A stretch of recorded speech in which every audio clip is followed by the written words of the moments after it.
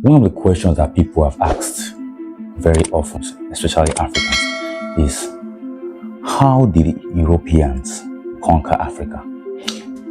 Now, this question comes from a point of stereotype. So, for example, most Africans believe that Europeans are weaker than the average African, not as a form of racial superiority, but based on their own observation of maybe African athletes versus European athletes, African footballer versus European footballer, African wrestler versus European wrestler, and even the case of Nigeria, Nigerian scammer versus a European or European American scammer. So there have been this perspective that Westerners are weak, both physically and emotionally. So some of them will wonder how Europeans managed to conquer Africans despite various challenges that they would have encountered in Africa at the time, and despite the physical strength that Africans had.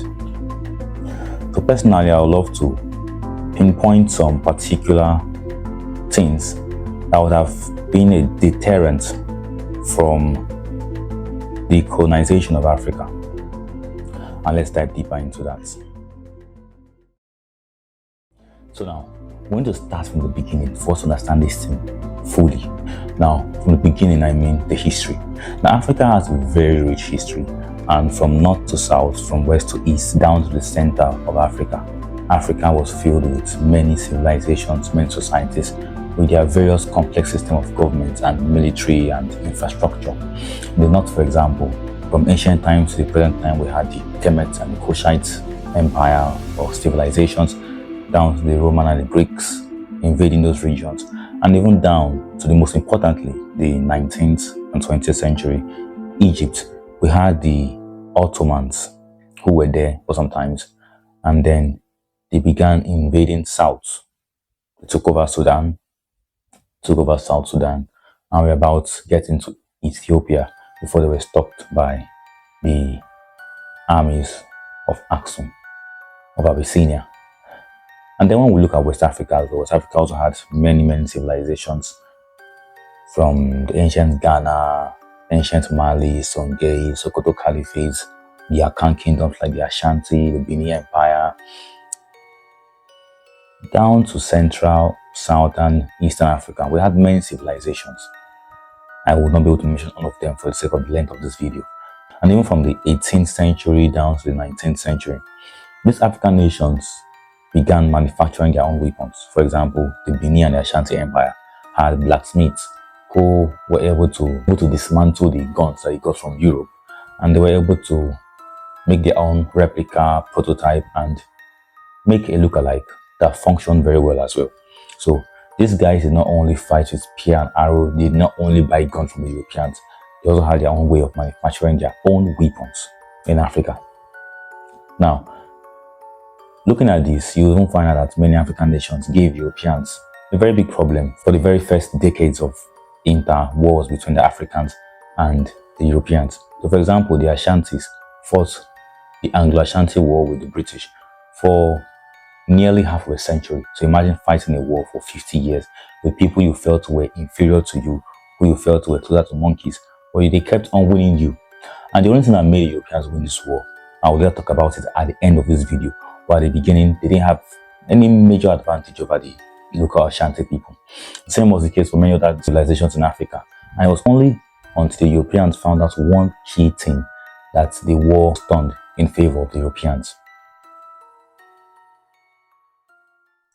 Now, pertaining to the strength of the African military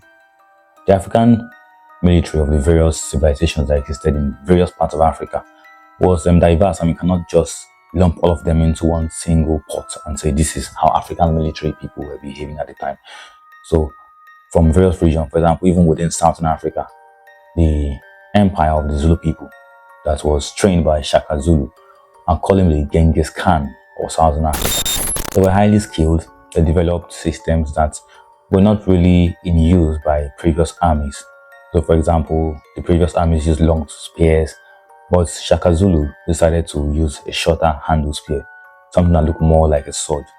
Not that swords were not discovered before now, but The Zulu warrior saw spears as very effective. For example, you could throw a spear from a distance.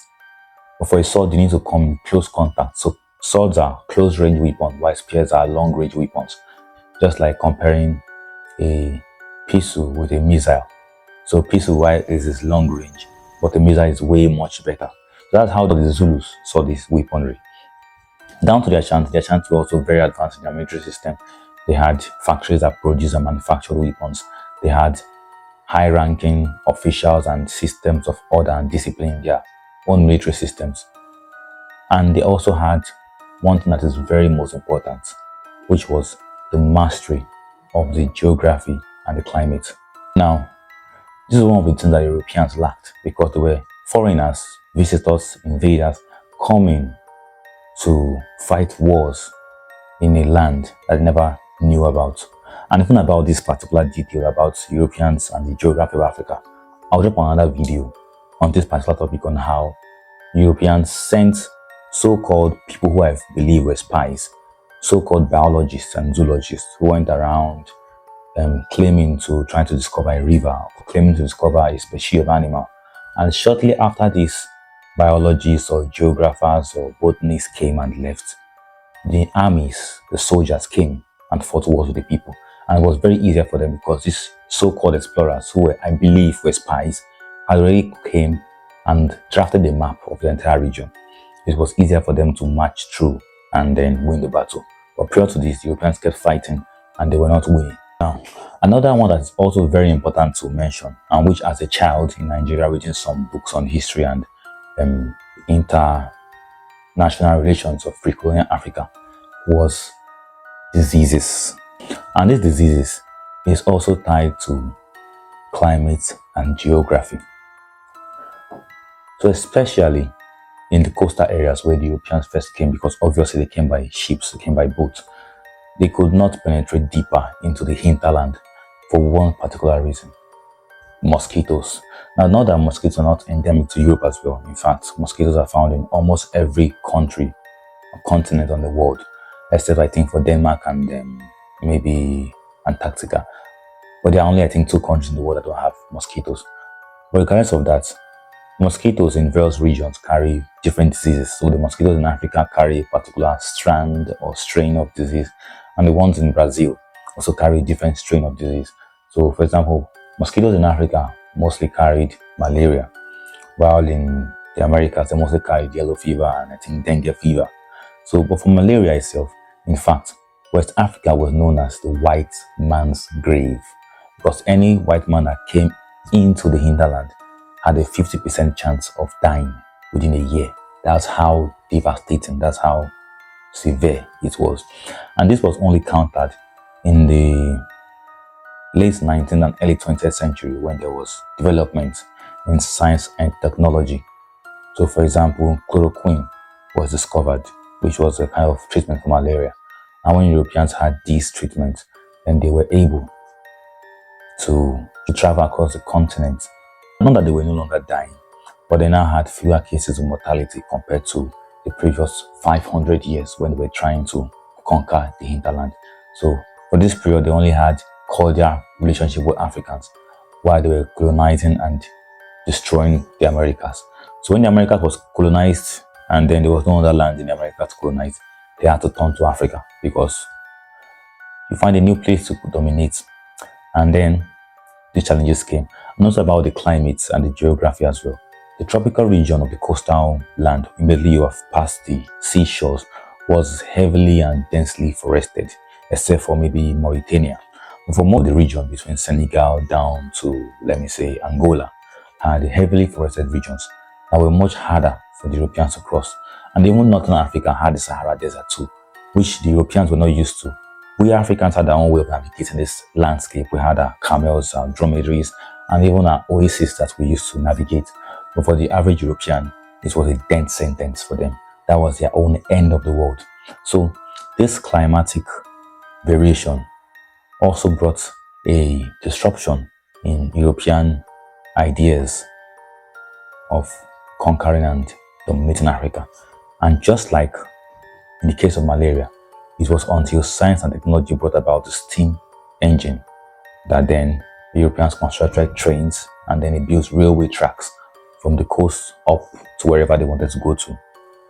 And in fact, Cecil Rhodes, one of the most charismatic British colonizers, was very adamant at building a railway line from Cape Town to Cairo, obviously for colonization reasons. And most of the countries from that Cape Town to Cairo area were under the British rule.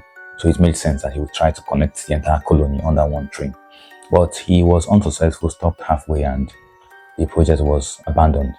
So when the train were constructed, for example, a heavily forested region like, let me say, Liberia, let me say Sierra Leone, was much easier to conquer because now they didn't have to walk through the jungle. They didn't have to ride a horse through the jungle. They didn't have to wait for mosquitoes to bite them and infect them. They just had to hop on the train by the coast, and the train would move with speed up to the Sahel region. And the Sahel region had fewer cases of mosquito bites and malaria compared to the coastal region. So the improvement in science and technology helped the military of the Europeans in conquering Africa. And if Africa had similar scientific advancement at the time, then they would have been able to hamper this conquest. Not only Africa was conquered using these tactics, even much of Asia as well were conquered using these tactics. So it's not that Africans were the only ones who were left behind. There were a bunch of us. The Industrial Revolution revolutionized the whole incident. And then, this is the most important factor: the recruitment of Africans into the European army. So for the vast majority of the earlier centuries, Europeans were fighting only by themselves, doing things only by themselves, mostly because they felt it was a shame for them to associate with African soldiers or African civilizations. So they only assist African soldiers when it was time to maybe go raid for slaves. They give them guns and all of that. But then, when they understood that Africans, number one, were resistant to malaria, either acquired or inherited immunity to these diseases that were endemic to our region, they found that we were not dying as much as they were dying in our own continent. So they felt it's much more rational to hire an African soldier. First of all, it started by hiring maybe slaves or outcasts in society who were no longer accepted by society. So they had a reason to not really care about Africa any longer, because your own people abandoned you. Either they were criminals, in the pre-colonial African justice system, someone who committed crime was most likely banished. So imagine you are being banished, and then the foreigner comes and tells you, fight for me, and I would give you riches, wealth, and everything. So they saw a reason for them to fight. They were given arms, given some minimal trainings, and then these people who were from the local communities had a very vast knowledge of the geography, the climate, and even the fighting tactics of their enemy, like their philosophy. Warfare is not just about carrying the gun to fight.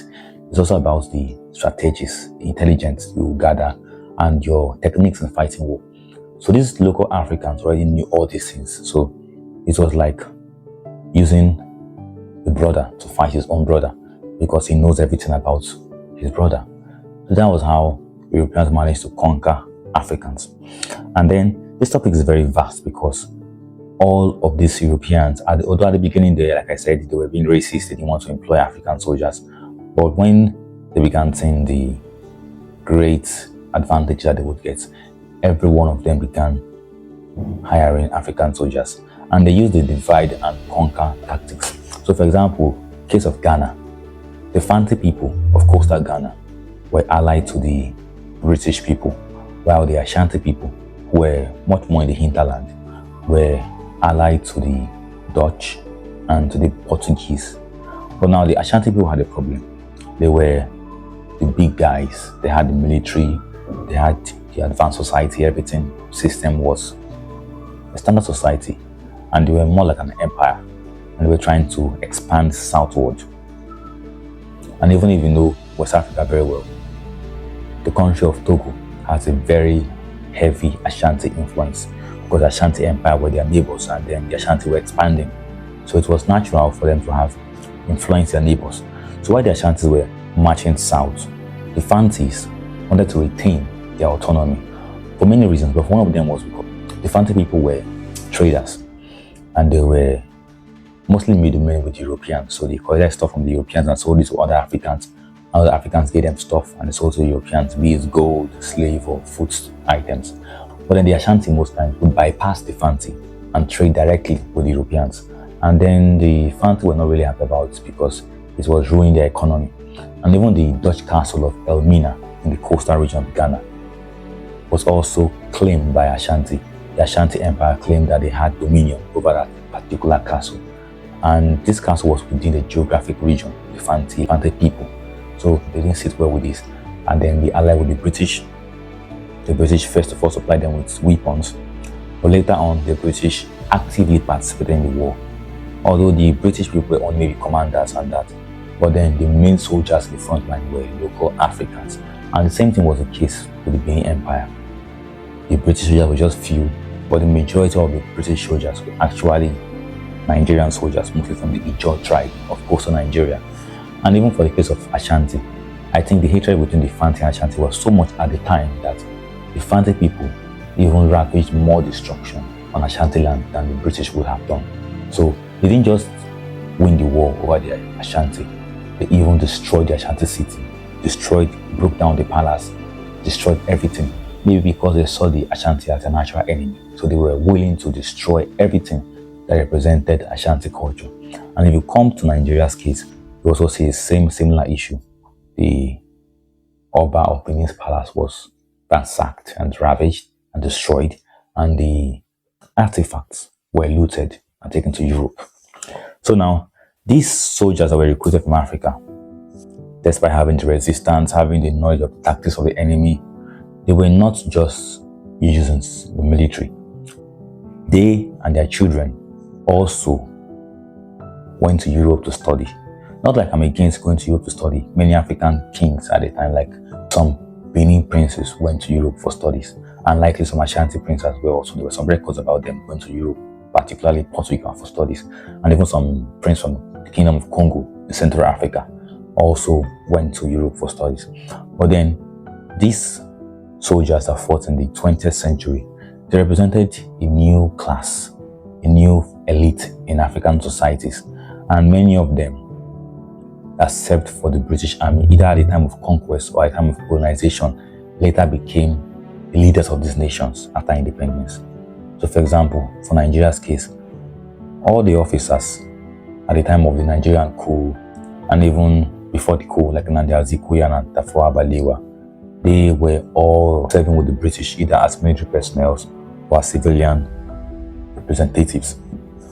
And for the military personnel, for example, majority of them served in the British Army, Pakistan, in India, Afghanistan, and they came back to Africa. So many of them didn't just represent a symbol of European conquest in Africa. They also represented a form of, I'll say, loyal dog to the European colonizers. So even in the case of Ghana, for example, where Kwame Nkrumah was the prime minister of the country, when he began to tilt towards Marxist ideology, it was still soldiers in his country that mostly served in the British Army that later carried out a coup and established their own government because they wanted to remain allied with Britain and America. And then dictators like Mobutu Sese Seko of Congo also served in the French army, and they ruled Congo for well over 30 years. And even the Idi Amin of Uganda also served in the British army, and he fought the Mau Mau rebels of Kenya. If you know about the Mau Mau rebels of Kenya, they were like the freedom fighters, just like the ANC in South Africa. So now, the Mau Mau rebels were giving the British people, the European settlers in Kenya, a very hard time. So the British people began recruiting soldiers from their various colonies in Africa to go and fight the Mau Mau rebels in Kenya. And Idi Amin was one of them. He fought with the British, fought the Mau Mau rebels, and later went to Uganda and then became the ruler. And he was a dictator for many years, actually. So now, you see that the way Europeans conquered Africa was through two major factors. Now, number one here was advancements in science and technology. And these advancements revolutionized the war in Africa and the colonization of Africa as a continent. So imagine it was hard for you to navigate a region and suddenly you built machines that could carry you very fast without any much problem. And then, secondly, you also were able to recruit local people. Instead of sending soldiers all the way from Europe, you could recruit people from Sierra Leone, from Liberia, from Nigeria, from Uganda, from Senegal, from Congo. And then you could make them fight their own brothers, people who they knew very well, people whose land they had mastered and whose territory they knew, and whose fighting tactics they knew everything about. It's like knowing the in total of a people, and then you release them to fight them. So this is how Europeans conquered Africa and colonized Africa. Not because Africans were weaker, but because we were blind. We're not seeing them for what they were doing. And at the time, we were not really seeing ourselves as African brothers. We're seeing ourselves as rival nations, actually. Just like how Europeans also fought each other for many, many years. They had the 100 Years' War, the 30 Years' War, 50 Years' War within themselves. And even Napoleon Bonaparte tried to conquer all of Europe. So the world has that kind of history where at some point people wouldn't see themselves as united, as humans, equal in every respect, with dignity. But later on, they'll have a cause to be united under. So for Europeans, for many, many years, there was no such thing as the white race until towards the end of the 17th and 18th century, when Europeans began to unite, because black people were uniting and carrying out slave rebellion. So they had to create a white identity, because some white people were also allied with Africans. So for example, Scottish people who were also mistreated, Scottish and Irish people were mistreated by British people, and then they felt if they didn't have that kind of unity within themselves, they would be ultimately defeated. As the saying always goes, united we stand, divided we fall. If you take a pack of broom, I don't know if I'm not with a broom here, I'll give that illustration. A typical Nigerian broom made from the veins of palm leaf has a kind of complex structure. So as this broom, it has just those simple thin spine of the leaves, and it's just like a matchstick, not very strong. You could easily snap it and it will break. But you carry a pack of, let me say, 100, 200 of those tiny veins or spines of the palm tree leaves, and you try to break it, bending it will be very, very hard. In fact, it's just like carbon fiber reinforced whatever, just one of it is very easy to break, but many combined together is way much stronger. And so if Africans want to emancipate themselves, they need to throw away their nonsensical me versus you mentality. A Hausa man should see a Kanuri man as his equal fellow human. A Zulu man should see a Khoi Khoi or a Sandman as an equal African brother. And a Wolof should see a Nubian as a long-lost brother.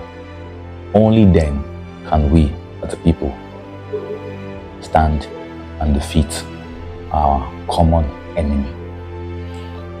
Subscribe to my channel for more Pan-African videos.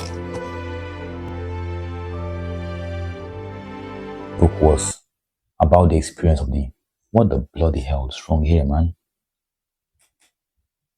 Shite.